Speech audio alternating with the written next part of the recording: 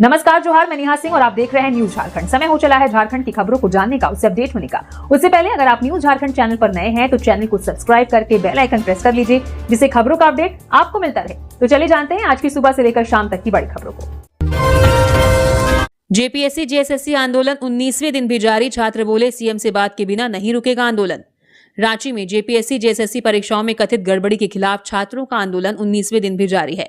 Jaipal Singh Munda stadium में छात्र धरना और अनशन पर बैठे हैं। 6 छात्र भूख हड़ताल पर हैं। छात्रों की मांग है कि जेएसएससी सीजीएल परीक्षा रद्द की जाए, पूरे मामले की सीबीआई जांच हो और मुख्यमंत्री हेमंत सोरेन उनसे सीधे बात करे। मंगलवार शाम छात्रों ने लाठीचार्ज के विरोध में मौन जुलूस निकाला और कुछ पुलिसकर्मियों को गुलाब भी दिए। छात्र नेता देवेंद्र नाथ महतो ने अस्पताल से भी आंदोलन जारी रखने की बात कही है। मंगलवार रात डीसी मंजूनाथ भजंत्री और एसएसपी छात्रों से मिलने पहुंचे और उनका हालचाल लिया। वहीं बीएचयू के छात्रों ने भी झारखंड के छात्रों के समर्थन में एक दिन का उपवास रखा। सोमवार को विधानसभा घेराव के दौरान पुलिस और छात्रों के बीच झड़प हुई थी। इसमें 100 से ज्यादा छात्रों के घायल होने की बात कही गई है। करीब 14 पुलिसकर्मी भी घायल हुए हैं। इसके विरोध में भाजपा ने मंगलवार को झारखंड बंद बुलाया था। कई जगह प्रदर्शन और सड़क जाम किए गए। सरकार और छात्रों के बीच 3 बार बातचीत हो चुकी है। सरकार का कहना है कि छात्रों की 9 में से 6 मांगे मान ली गई हैं, लेकिन छात्र अभी भी अपनी बाकी मांगों पर अड़े हैं। मुख्यमंत्री हेमंत सोरेन ने विपक्ष पर छात्रों के मुद्दे को लेकर राजनीति करने का आरोप लगाया है। वहीं स्वास्थ्य मंत्री इरफान अंसारी ने भाजपा विधायकों पर गंभीर आरोप लगाए हैं। ऐसे में छात्रों का आंदोलन लगातार जारी है। झारखंड में छात्रों पर लाठीचार्ज के विरोध में भाजपा सांसदों का संसद परिसर में प्रदर्शन। झारखंड में छात्रों पर लाठीचार्ज के विरोध में बुधवार को भाजपा प्रदेश अध्यक्ष और सांसद आदित्य साहू के नेतृत्व में झारखंड और ओडिशा के भाजपा सांसदों ने संसद भवन में प्रदर्शन किया। सांसदों ने हाथों में तख्तियां लेकर हेमंत सरकार और राहुल गांधी के खिलाफ नारे लगाए। आदित्य साहू ने कहा कि झारखंड में छात्रों पर हुई कार्रवाई के लिए राहुल गांधी भी जिम्मेदार हैं। उन्होंने कहा कि राहुल गांधी दूसरे राज्यों में छात्रों की बात उठाते हैं, लेकिन झारखंड के छात्रों के मामले में चुप है। भाजपा ने जेपीएससी और जेएसएससी परीक्षाओं को रद्द करने और सीबीआई जांच कराने की मांग की। प्रदर्शन में बीडी राम, विद्युत वरण महतो और मनीष जायसवाल समेत कई सांसद शामिल हुए। बता दें कि जेपीएससी और जेएसएससी सीजीएल की कथित गड़बड़ी के खिलाफ विधानसभा मार्च कर रहे छात्रों पर पुलिस ने लाठीचार्ज किया था। इस दौरान आंसू गैस और पानी की बौछार का भी इस्तेमाल किया गया था। इसके विरोध में मंगलवार को झारखंड में भाजपा कार्यकर्ताओं ने प्रदर्शन किया। कई जगहों पर टायर जलाकर विरोध जताया गया।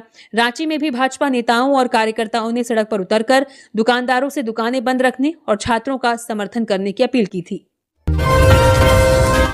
रांची के पूर्व मेयर प्रत्याशी सुजीत कुजूर छत से गिरे, गंभीर हालत में आईसीयू में भर्ती। रांची के पूर्व मेयर प्रत्याशी और झारखंड मुक्ति मोर्चा के युवा नेता सुजीत कुजूर बुधवार सुबह अपने घर की छत से गिरकर गंभीर रूप से घायल हो गए। हादसे के बाद परिजन उन्हें तुरंत बरियातू के एक निजी अस्पताल ले गए। डॉक्टरों ने उनकी हालत गंभीर देखते हुए आईसीयू में भर्ती किया है। उनके सिर और शरीर के दूसरे हिस्सों में चोट लगी है। डॉक्टरों की टीम लगातार उनकी हालत पर नजर रखी है। खबर मिलने के बाद जेएमएम के नेता, कार्यकर्ता और उनके समर्थक अस्पताल पहुंचकर हालचाल ले रहे हैं। सुजीत कुजूर इसी साल हुए रांची नगर निकाय चुनाव में जेएमएम समर्थित मेयर प्रत्याशी थे। चुनाव में वे तीसरे स्थान पर रहे थे। हादसे की खबर के बाद पार्टी के नेताओं और समर्थकों में चिंता का माहौल है। अस्पताल में उनके परिवार और शुभचिंतकों का पहुंचना लगातार जारी है। गिरिडीह के फिजिक्स वाला कोचिंग में हंगामा, बिना सहमति लोन शुरू कराने और तय फीस से अधिक वसूली का आरोप। गिरिडीह के फिजिक्स वाला पाठशाला में अभिभावकों ने बच्चों की पढ़ाई फीस और लोन को लेकर हंगामा किया। अभिभावकों का आरोप है कि कुछ कर्मचारियों ने बिना बताए उनके मोबाइल पर ओटीपी लिया और उनके नाम पर लोन शुरू कर दिया। उनका कहना है कि उन्होंने लोन के लिए आवेदन नहीं किया था, फिर भी बैंक खाते से पैसे कट रहे हैं। अभिभावकों ने यह भी आरोप लगाया कि बच्चों के साथ सही व्यवहार नहीं किया गया और तय फीस से ज्यादा पैसे लिए गए। जब उनकी शिकायत सुनने के लिए कोई जिम्मेदार अधिकारी नहीं आया तो उन्होंने नारेबाजी शुरू कर दी। अभिभावक पंकज कुमार साव ने बताया कि उनके बच्चे ने पढ़ाई छोड़ दी थी, लेकिन फिर भी उनके खाते से फीस के पैसे कटते रहे। अभिभावकों ने कहा कि अगर उनकी समस्या का समाधान नहीं हुआ तो वे अधिकारियों से शिकायत करेंगे और जरूरत पड़ी तो कानूनी कार्रवाई भी करेंगे। वहीं संस्थान के रीजनल मैनेजर अभिषेक ने आरोपों को गलत बताया। उन्होंने कहा कि लोन की प्रक्रिया अभिभावकों की जानकारी और सहमति से ही होती है। वीडियो केवाईसी के बाद ही लोन शुरू किया जाता है। संस्थान ने कहा कि शिकायत मिलने पर कागजात देखकर मामले को बातचीत से सुलझाया जाएगा। झारखंड में अगले 2 दिन भारी बारिश का अलर्ट, 17 जिलों में ऑरेंज अलर्ट, 15 अगस्त तक वज्रपात की चेतावनी। बंगाल की खाड़ी में बने निम्न दबाव के असर से झारखंड में बारिश का दौर जारी रहेगा। वहीं आज और कल राज्य के 17 जिलों में भारी बारिश का ऑरेंज अलर्ट है। खासकर सिमडेगा, पश्चिमी सिंहभूम, पूर्वी सिंहभूम और सरायकेला खरसावा में भारी बारिश की संभावना है। 14 अगस्त को रांची, खूंटी, लातेहार, लोहरदगा, गुमला, सिमडेगा, पश्चिमी सिंहभूम, पूर्वी सिंहभूम और सरायकेला खरसावां में भारी बारिश के साथ वज्रपात की चेतावनी है। वहीं 15 अगस्त को रांची, रामगढ़, खूंटी, हजारीबाग, चतरा, पलामू, गढ़वा, लातेहार, लोहरदगा और गुमला में येलो अलर्ट जारी किया गया है। इस दौरान अन्य जिलों में भी बादल छाए रहने और हल्की से मध्यम बारिश की संभावना है। इधर मंगलवार को रांची में दोपहर तक उमस और तेज धूप के बाद अचानक मौसम बदला और कई इलाकों में मूसलाधार बारिश हुई। रांची में 45.6 मिलीमीटर बारिश दर्ज की गई, जबकि जमशेदपुर में 35, सिमडेगा में 32 और चाईबासा में 25 मिलीमीटर बारिश हुई। तेज बारिश और वज्रपात के कारण बिजली आपूर्ति भी प्रभावित हुई और धुरवा सेक्टर 4 में पेड़ गिरने से एलटी लाइन क्षतिग्रस्त हो गई। मौसम विभाग के अनुसार 1 जून से 11 अगस्त तक झारखंड में सामान्य से 22% कम बारिश हुई है। अब निम्न दबाव के कारण आने वाले दिनों में अच्छी बारिश से बारिश की कमी कुछ कम होने की उम्मीद है। अभय तिवारी ने बताया, एफआरओ 25 लाख, एसीएफ 35 लाख में बिका, 70 लाख में अधिकारी बनाने का खेल। जेपीएससी परीक्षा मामले की जांच में आरोपी अभय तिवारी के बयान से कई गंभीर बातें सामने आई हैं। सीआईडी को दिए बयान में उसने आरोप लगाया कि एफआरओ और एसीएफ के पदों के लिए अभ्यर्थियों से लाखों रुपए लिए गए। उसके मुताबिक 20 अभ्यर्थियों से कुल 5 करोड़ 80 लाख रुपए लिए गए, जिसमें 1 करोड़ रुपए उसने अपने पास रखे। उसने बताया कि एफआरओ के एक पद के लिए 20 से 25 लाख और एसीएफ के एक पद के लिए 30 से 35 लाख रुपए तक लिए जाने की बात सामने आई। अभय ने 11वीं से 13वीं जेपीएससी परीक्षा में भी पैसे लेकर अभ्यर्थियों को पास कराने और कुछ अधिकारियों तक उनकी पहुंच कराने का आरोप लगाया है। अभय ने यह भी आरोप लगाया कि इंटरव्यू में कुछ अभ्यर्थियों को फायदा पहुंचाने के लिए उनके कोड की जानकारी पहले से ली जाती थी। सीडीपीओ परीक्षा में भी पैसे के लेन देन का दावा किया गया है। अब सीआईडी इन बयानों और टीडीपीएल के निदेशक रामवीर सिंह के कथित बयान के आधार पर जांच कर रही है। हालांकि अभय तिवारी ने जो आरोप लगाए हैं उनकी अभी पुष्टि नहीं हुई है। जांच पूरी होने के बाद ही पूरे मामले की सच्चाई सामने आएगी। स्वतंत्रता दिवस पर झारखंड के 29 पुलिसकर्मी होंगे सम्मानित, 3 आईपीएस समेत 5 महिला पुलिसकर्मी शामिल। स्वतंत्रता दिवस के अवसर पर झारखंड के 3 आईपीएस अधिकारियों समेत 29 पुलिस अधिकारियों और कर्मियों को विशिष्ट, वीरतापूर्ण और सराहनीय सेवा के लिए पुलिस पदक से सम्मानित किया जाएगा। गृह विभाग की सूची के अनुसार जैप 1 के एएसआई कैलाश प्रसाद श्रेष्ठ को विशिष्ट सेवा के लिए राष्ट्रपति पदक मिलेगा। वहीं वीरता पदक पाने वालों में लातेहार के एसआई विनय कुमार, आईआरबी 4 के एएसआई प्रमोद कुमार राय, लातेहार जिला बल के आरक्षी वेद प्रकाश महतो और रामचंद्र कुमार महतो तथा आईआरबी 1 जामताड़ा के आरक्षी कृष्णा मुर्मू शामिल है। सराहनीय सेवा पदक पाने वालों में आईजी रेल डॉक्टर माइकेल राज एस, आईपीएस अन्नेप्पू विजय लक्ष्मी और डीआईजी कोल्हान अनुरंजन किस्पोट्टा समेत 23 पुलिस अधिकारी कर्मी शामिल हैं। इनमें डीएसपी नीरज कुमार, इंस्पेक्टर अरुण कुमार, मनोज कुमार राय और असित कुमार मोदी, एएसआई अरविंद कुमार पालित, वशिष्ठ कुमार, संजीव कुमार झा, विजय कुमार, दीपक पुंज और महेंद्र महतो समेत अन्य पुलिसकर्मी शामिल हैं। 5 महिला पुलिसकर्मियों मानती खलखो, प्रभा देवी, रंजिता कुजूर, पुष्पा उड़िया सहित अन्य को भी सराहनीय सेवा के लिए सम्मानित किया जाएगा। 15 अगस्त को रांची में बंद रहेंगी मांस मछली की दुकानें, बेचते मिले तो होगी कार्रवाई। स्वतंत्रता दिवस के अवसर पर 15 अगस्त को रांची नगर निगम क्षेत्र में सभी बूचड़खाने और मांस मछली व मुर्गे की दुकानें बंद रहेंगी। नगर निगम के अपर नगर आयुक्त ने इस संबंध में आदेश जारी किया है। आदेश के मुताबिक प्रतिबंध के बावजूद मांस मछली या मुर्गा बेचते पाए जाने पर संबंधित दुकानदार के खिलाफ कानूनी कार्रवाई की जाएगी। स्वतंत्रता दिवस को लेकर नगर निगम और प्रशासन भी अलर्ट है ताकि शहर में किसी तरह की तनावपूर्ण स्थिति न बने। वहीं प्रधानमंत्री नरेंद्र मोदी ने लोगों से आन बान शान के साथ स्वतंत्रता दिवस मनाने, स्वतंत्रता सेनानियों को श्रद्धांजलि देने और विकसित भारत का संकल्प लेने की अपील की है। उन्होंने हर घर तिरंगा अभियान के तहत घर घर तिरंगा फहराने का संदेश दिया। इससे पहले संसद परिसर में राजग सांसदों और मंत्रियों ने पीएम का तिरंगा लहराकर स्वागत किया और वंदे मातरम के नारे लगाए। संसद ने हाल ही में वंदे मातरम को राष्ट्रीय गीत के रूप में कानूनी संरक्षण देने वाला विधेयक पारित किया है और केंद्र सरकार के अनुसार इस बार 15 अगस्त को लाल किले के समारोह में पहली बार वंदे मातरम गाया जाएगा।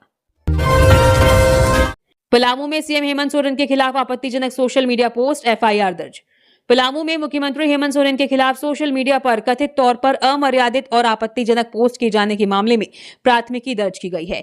झारखंड मुक्ति मोर्चा के प्रखंड अध्यक्ष उमाशंकर सिंह और सचिव संजीत सिंह ने पाटन थाने में आवेदन देकर कार्रवाई की मांग की थी। बताया गया कि जेपीएससी और जेएसएससी की कथित धांधली के खिलाफ छात्रों के आंदोलन के बीच फेसबुक के एक पेज पर मुख्यमंत्री के खिलाफ आपत्तिजनक टिप्पणी और गाली लिखी गई थी। पुलिस ने आवेदन के आधार पर विजय विश्वकर्मा के खिलाफ विभिन्न धाराओं में एफआईआर दर्ज कर जांच शुरू कर दी है। सदर एसडीपीओ राजेश यादव ने बताया कि आवेदन के आधार पर प्राथमिकी दर्ज की गई है और मामले में आगे अनुसंधान किया जा रहा है। पुलिस अब सोशल मीडिया पोस्ट की सत्यता और उससे जुड़े अन्य पहलुओं की भी जांच कर रही है। मामले में जांच के आधार पर आगे की कार्रवाई की जाएगी। बाढ़ में थम जाती है 360 बच्चों की पढ़ाई, जान जोखिम में डालकर स्कूल पहुंचते हैं छात्र शिक्षक। गढ़वा के रंका प्रखंड के सिरोई कला उत्क्रमित उच्च विद्यालय के करीब 360 बच्चों की पढ़ाई बरसात में मुश्किल हो जाती है। स्कूल जाने के लिए बच्चों और शिक्षकों को नदी पार करना पड़ता है। बारिश के समय नदी में पानी बढ़ने पर कई दिनों तक स्कूल जाना बंद हो जाता है। कई बार बच्चे स्कूल तक पहुंच नहीं पाते और वापस लौट जाते हैं। नदी पार करते समय कपड़े भीग जाते हैं और हादसे का डर बना रहता है। स्कूल को साल 2015 में हाई स्कूल का दर्जा मिला था, लेकिन आज तक स्कूल तक पहुंचने के लिए सुरक्षित रास्ता नहीं बन पाया है। स्कूल के शिक्षक गोपाल ने बताया कि इस समस्या को लेकर कई बार विभाग को आवेदन दिया गया, लेकिन अब तक समाधान नहीं हुआ। शिक्षकों को भी नदी पार करके स्कूल जाना पड़ता है। ग्रामीणों, छात्रों और शिक्षकों ने सरकार से नदी पर जल्द पुल बनाने की मांग की है। वहीं गढ़वा के डीसी पीएन मिश्रा ने कहा कि मामले की जानकारी मिली है। सड़क विभाग और विशेष प्रमंडल की टीम को इसकी जानकारी दी जाएगी। जांच के बाद जरूरत के अनुसार सड़क या पुल बनाने की कार्रवाई की जाएगी। खड़े ट्रक से टकराया हाईवा, चालक कैबिन में फंसा। सरायकेला राजनगर मुख्य मार्ग पर बुधवार तड़के करीब 4 बजे महत्व ढाबा के पास तेज रफ्तार हाईवा ने सड़क किनारे खड़े ट्रक में पीछे से जोरदार टक्कर मार दी। हादसे में हाईवा का अगला हिस्सा बुरी तरह क्षतिग्रस्त हो गया और चालक गंभीर रूप से घायल होकर कैबिन में फंस गया। टक्कर के बाद खड़ा ट्रक भी अनियंत्रित होकर सड़क से उतरकर खेत में जा घुसा। हादसे की जानकारी मिलते ही आसपास के लोग मौके पर पहुंचे और पुलिस को सूचना दी। सूचना मिलते ही पुलिस टीम घटनास्थल पर पहुंची और राहत बचाव का काम शुरू किया। काफी मशक्कत के बाद घायल चालक को कैबिन से बाहर निकालकर अस्पताल पहुंचाने की तैयारी की गई। उसकी हालत गंभीर बताई जा रही है। दुर्घटना के कारण सरायकेला राजनगर मुख्य मार्ग पर यातायात प्रभावित हुआ और वाहनों की लंबी कतार लग गई है। कुछ समय के लिए सड़क पर आवागमन पूरी तरह बाधित रहा। पुलिस यातायात सामान्य कराने के साथ हादसे के कारणों की जांच में जुटी हुई है। फलक इंडस्ट्री फ्यूल में लगी आग, कर्मियों ने भागकर बचाई जान।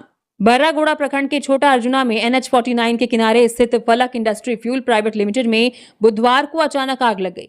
बताया जा रहा है कि तकनीकी खराबी के कारण आग लगी। आग इतनी तेज थी कि पूरे इलाके में अफरा तफरी मच गई। कंपनी में काम कर रहे कर्मचारियों ने किसी तरह बाहर निकलकर अपनी जान बचाई। सूचना मिलते ही दमकल की टीम मौके पर पहुंची और काफी मेहनत के बाद आग पर काबू पाया। घटना वाली जगह से करीब 50 मीटर की दूरी पर इंडियन ऑयल का पेट्रोल पंप भी है। गनीमत रही कि आग की लपटें पेट्रोल पंप तक नहीं पहुंची, जिससे बड़ा हादसा टल गया। घटना के बाद पुलिस भी मौके पर पहुंची और हाईवे पर यातायात को संभाला। वहीं स्थानीय लोगों ने कंपनी के संचालन पर सवाल उठाते हुए कहा कि पेट्रोल पंप के इतने पास ऐसी कंपनी चलाना खतरनाक है। लोगों ने भविष्य में किसी बड़े हादसे से बचने के लिए उचित कार्रवाई की मांग की।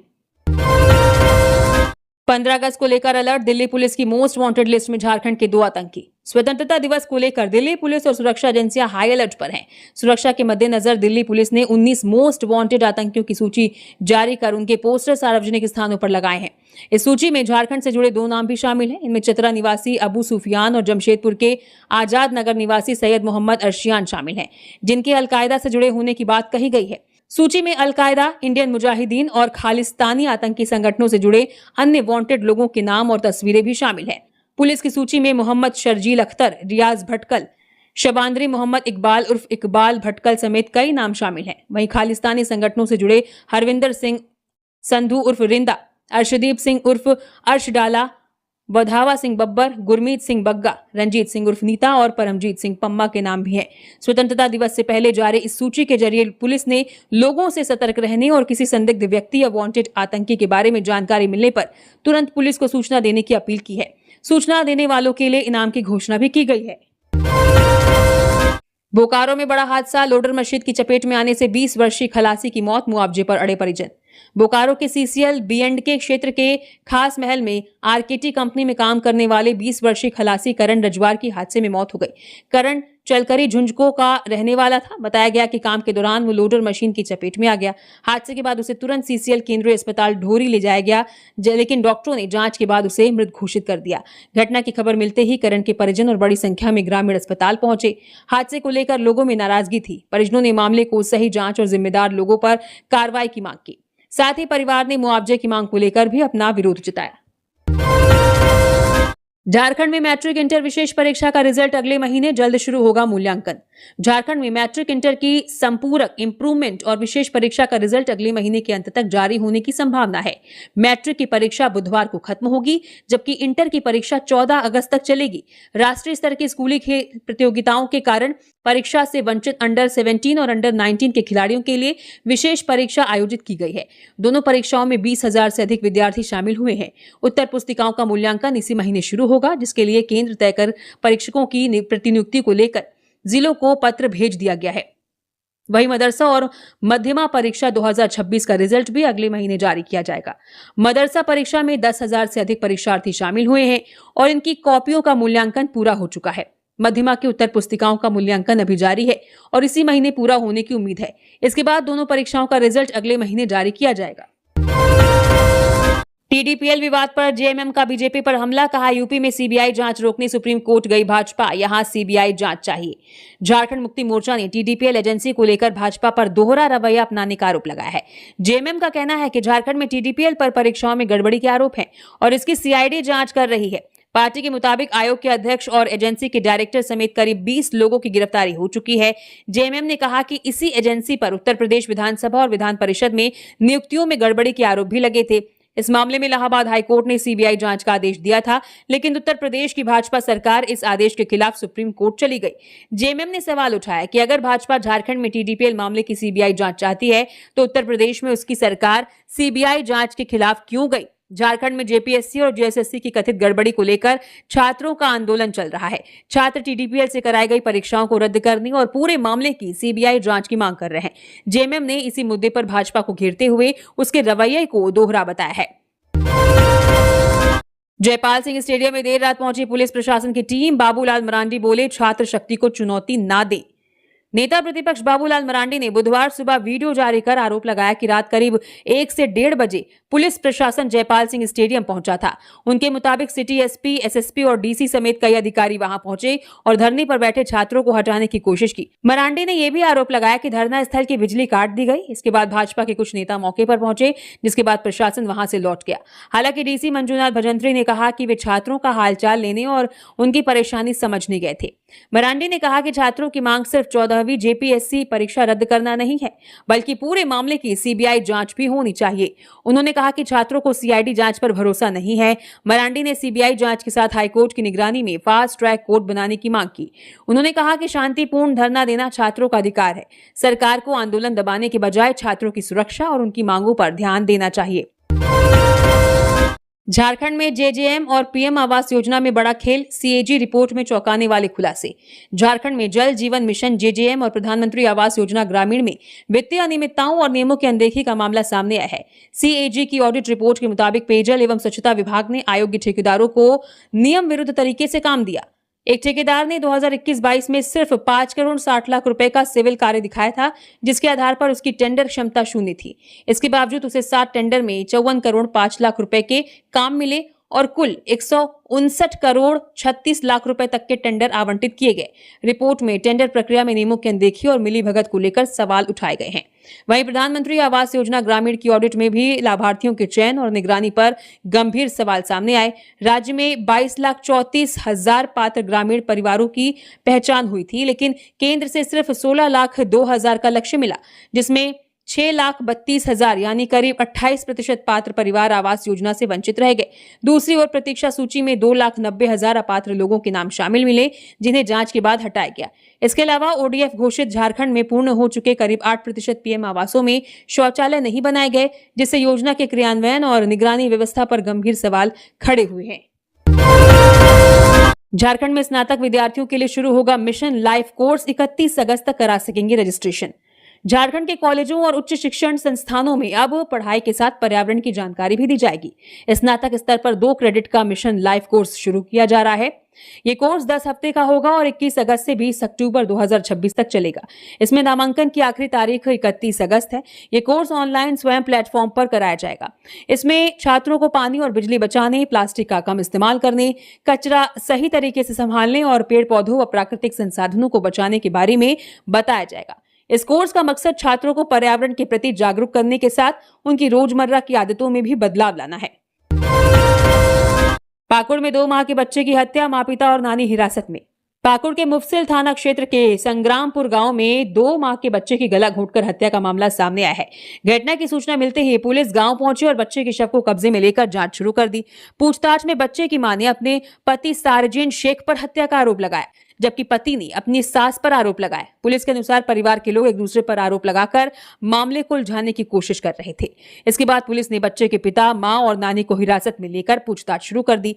बताया गया कि बच्चे के माता पिता के बीच अक्सर विवाद होता था। मंगलवार को भी दोनों के बीच विवाद हुआ था। इसी दौरान आसपास के लोगों ने शोर सुना और मौके पर पहुंचे। इसके बाद पुलिस को घटना की जानकारी दी गई। थाना प्रभारी गौरव कुमार ने बताया कि बच्चे की मौत के मामले की जांच चल रही है। फिलहाल तीनों से पूछताछ की जा रही है और पुलिस ये पता लगाने में जुटी है कि बच्चे की मौत कैसे और किसने की। झारखंड में एमबीबीएस, बीडीएस व बीएचएमएस एडमिशन का नया शेड्यूल जारी। झारखंड संयुक्त प्रवेश प्रतियोगिता परीक्षा परिषद ने नीट यूजी 2026 के आधार पर एमबीबीएस, बीडीएस और बीएचएमएस में स्टेट कोटा सीटों पर एडमिशन का नया शेड्यूल जारी किया है। ऑनलाइन आवेदन की अंतिम तिथि बढ़ाकर 13 अगस्त 2026 रात 12 बजे कर दी गई है। पहले ये समय सीमा 11 अगस्त दोपहर 3 बजे तक थी। रजिस्ट्रेशन कर चुके उम्मीदवार 13 अगस्त शाम 6 बजे से रात 12 बजे तक फॉर्म में सुधार कर सकेंगे। स्टेट मेरिट लिस्ट अब 14 अगस्त को जारी होगी। पहले राउंड की ऑनलाइन काउंसलिंग के लिए रजिस्ट्रेशन और चॉइस फिलिंग 14 से 19 अगस्त तक होगी, जबकि 20 अगस्त को चॉइस में बदलाव का मौका मिलेगा। सीट आवंटन और प्रोविजनल अलॉटमेंट लेटर डाउनलोड 22 से 28 अगस्त तक होगा। चयनित उम्मीदवारों का दस्तावेज सत्यापन और एडमिशन 23 से 28 अगस्त के बीच संबंधित संस्थान में होगा।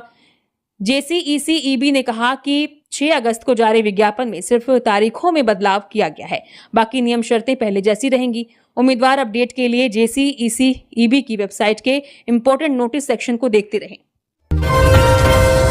14 दिनों की रिमांड पूरी, मिसिर बेसरा समेत 3 हार्डकोर नक्सली जेल भेजे गए।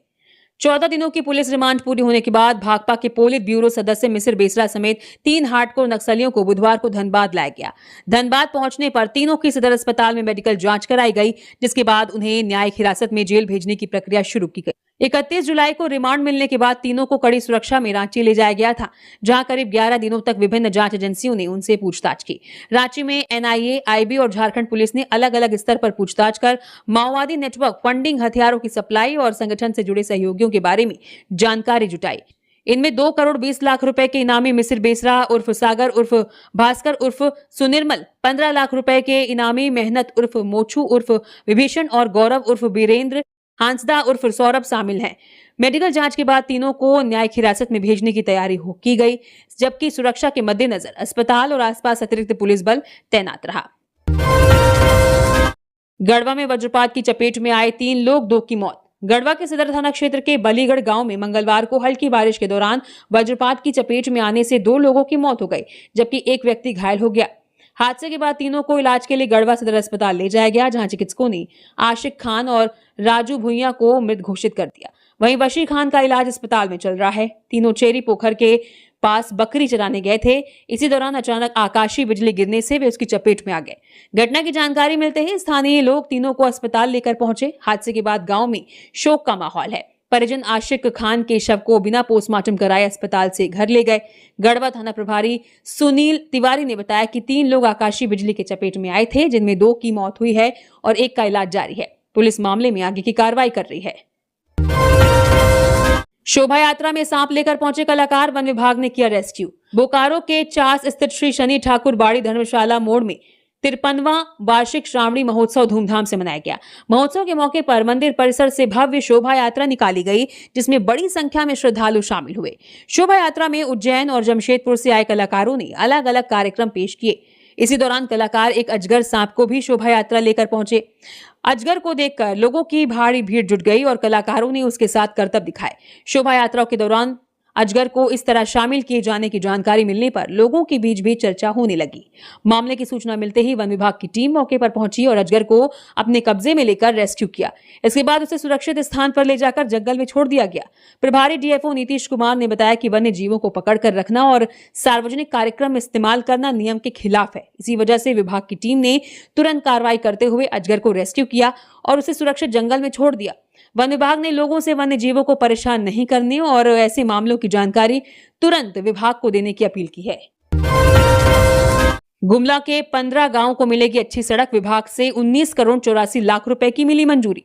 गुमला के दूर दराज गांवों को बेहतर सड़क से जोड़ने के लिए सरकार ने 19 करोड़ 84 लाख रुपए मंजूर किए हैं। इस पैसे से कुरुमगढ़ उरुवाडीह गुमला ग्राम लिंक सड़क की मरम्मत और मजबूती का काम होगा। करीब 28 किलोमीटर लंबी ये सड़क कुरुमगढ़ से शुरू होकर उरुवाडीह और शहीद नैमन कुजूर गांव होते हुए परसा में गुमला बांसडीह कांसीर सड़क से जुड़ेगी। इससे चैनपुर डुमरी और जारी प्रखंड के करीब 15 गांव के लोगों को फायदा होगा। लोगों को गुमला जिला मुख्यालय आने जाने में भी आसानी होगी। अभी सड़क की कई जगहों पर हालत खराब है, जिससे लोगों को परेशानी होती है। सड़क ठीक होने के बाद गांव से आवागमन आसान होगा। योजना का काम 2 साल में पूरा किया जाएगा। साल 2026-27 में करीब 80% काम पूरा करने का लक्ष्य है, जबकि बाकी काम 2027-28 में पूरा होगा।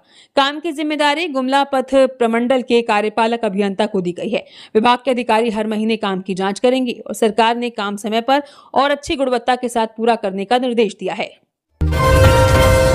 गिरिडीह में 300 बच्चों ने निकाली कांवड़ यात्रा। सरस्वती शिशु विद्या मंदिर के बच्चों ने विश्वनाथ मंदिर में किया जलाभिषेक। सावन के महीने में गिरिडीह के सरस्वती शिशु विद्या मंदिर के करीब 300 बच्चों ने कांवड़ यात्रा निकाली। बच्चे बोलबम के जयकारे लगाते हुए बरगंडा स्थित विश्वनाथ मंदिर पहुंचे। यहां बच्चों ने भगवान भोलेनाथ का जलाभिषेक किया और पूजा अर्चना की। यात्रा के दौरान बच्चों में काफी उत्साह और भक्ति देखने को मिली। शिक्षक शिक्षिकाएं भी बच्चों के साथ मौजूद रहे और सुरक्षा का ध्यान रखा। विद्यालय प्रबंधन ने बताया कि कांवड़ यात्रा का उद्देश्य बच्चों को भारतीय संस्कृति, धार्मिक परंपराओं और संस्कारों से जोड़ना है। मंदिर पहुंचकर बच्चों ने भगवान शिव से सुख, शांति और समृद्धि की कामना की। विद्यालय प्रबंधन की आनंद कमल ने कहा कि बच्चों को पढ़ाई के साथ अपनी संस्कृति और परंपराओं की जानकारी देना भी जरूरी है। इसी उद्देश्य से सावन में इस कार्यक्रम का आयोजन किया गया। ट्रेन में तबीयत बिगड़ने से सेवानिवृत्त रेलकर्मी की मौत। लातेहार के बरवाडीह थाना क्षेत्र के आदर्श नगर निवासी विजय प्रसाद की ट्रेन में अचानक तबीयत बिगड़ने से मौत हो गई। विजय प्रसाद सेवानिवृत्त रेलकर्मी थे और वेल्लोर से बरवाडीह लौट रहे थे। रास्ते में विजयवाड़ा रेलवे स्टेशन के पास अचानक उनकी तबीयत खराब हो गई। बताया गया कि ट्रेन में ही उनका हार्ट रुक गया, जिससे उनकी मौत हो गई। विजय प्रसाद की मौत की खबर मिलते ही आदर्श नगर और पूरे बरवाडीह इलाके में शोक की लहर दौड़ गई। परिजन उनके शव को बरवाडीह लाने की तैयारी में जुटे हैं। घटना की जानकारी मिलने के बाद बड़ी संख्या में स्थानीय लोग और उनके परिचित परिवार से मिलने पहुंचे और संवेदना जताई। लोगों ने विजय प्रसाद को मिलनसार और सामाजिक व्यक्ति बताते हुए उनकी आत्मा की शांति के लिए प्रार्थना की। इसी तरह और भी बड़ी खबरों से अपडेट रहने के लिए न्यूज झारखंड चैनल को सब्सक्राइब करें। धन्यवाद।